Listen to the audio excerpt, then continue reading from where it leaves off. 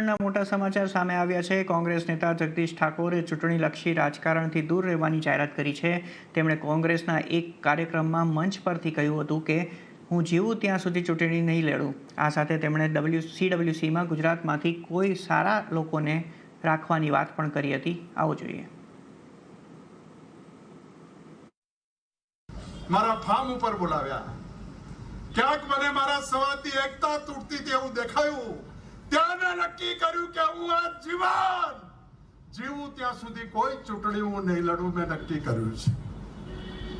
કેમ નક્કી કરવું પડે કે ઘરનો મોભી હોય ને એને સમજણ આપવી જોઈએ કે આ બગડી ક્યાં રહ્યું છે અને બગડી રહ્યું છે તો એને રેણ કેમનું કરે તો મેળ પડે।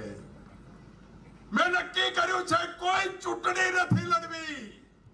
મુકુલજી, આપને આજે કહું છું કે CWC માંથી પણ આ ગુજરાતમાંથી કોઈ સારા લોકોને મૂકો। 24 કલાક પાર્ટીની મજૂરી કરવા માટે આ જીવમાં જીવ છે ત્યાં સુધી મજૂરી કરવામાં ક્યાંય પાછી પાડી નહીં કરી। તો કોંગ્રેસ નેતા જગદીશ ઠાકોરે અમારી સાથેની ખાસ વાતચીતમાં કહ્યું કે તેઓ ચૂંટણી નહીં લડે પરંતુ રાજકીય રીતે સક્રિય રહેશે। જુઓ આ ખાસ વાતચીત। વાત કરશું જગદીશભાઈ સાથે જ। ઠાકોર સાહેબ, ગઈકાલની જન આક્રોશ સભા, એ સભાની અંદર આપે આપના તમામ મંચ ઉપર જે દિગ્ગજ નેતાઓ પણ હાજર હતા, આપના પ્રભારી પણ હાજર હતા, પ્રદેશ પ્રમુખ હાજર હતા, તમામની સામે અને કાર્યકર્તાઓની સામે વાત કરી કે હવે હું ચૂંટણી નહીં લડું, ચૂંટણી મારે નથી લડવી, મારા સમાજને એક કરવા માટે। કેમ આ પ્રકારનું નિવેદન જગદીશ ઠાકોરને આપવું પડ્યું કે ચૂંટણી તેઓ નહીં લડે? પ્રણવભાઈ, બે બાબતો છે। એક તો મેં લોકસભા પહેલાં હું આજીવન કોઈ પણ ચૂંટણી નહીં લડું એવી જાહેરાત કરી હતી।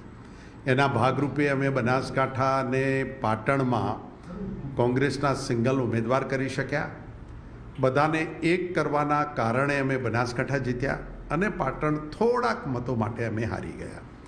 અને બીજું મેં એવું કહ્યું કે કોઈ પણ હોદ્દો નહીં હોય તો પણ આ જીવન કોંગ્રેસની મહેનત કરવામાં કોઈ કચાશ નહીં રહે। મેં રાજકીય ક્ષેત્ર સંન્યાસ લેવાની કોઈ જગ્યાએ વાત નથી કરી। કોંગ્રેસમાં માત્ર હોદ્દો હોય ત્યારે જ સક્રિય ન રહેવાય। અને રાહુલજી જ્યારે નવા લોકોને લાવવાની જવાબદારી અમારા જેવા સિનિયરો ઉપર મૂકતા હોય ત્યારે અમારી જવાબદારી છે નવા લોકોને લાવવાના, એને તૈયાર કરવાના, તૈયાર કરીને એને ચૂંટણીઓ લડાવવાની અને ગુજરાતની કોંગ્રેસની ધુરા નવા લોકોને ટ્રેન કરીને અમે સોંપીએ એ અમારી જવાબદારી છે। એટલે એના ભાગરૂપે મેં આ વાત કરી હતી।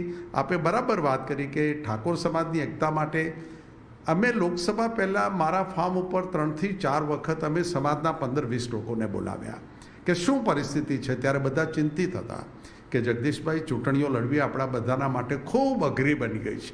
ત્યારે મેં કહ્યું કે જે કોંગ્રેસમાં છે એ ઠાકોર આગેવાનો આપણે એક થઈ શકીએ। ત્યારે બધાનો એક સૂર નીકળ્યો અને સૂર નીકળ્યો ત્યારે મેં જાહેરાત કરી કે હું આ જીવન કોઈ પણ ચૂંટણી નહીં લડું।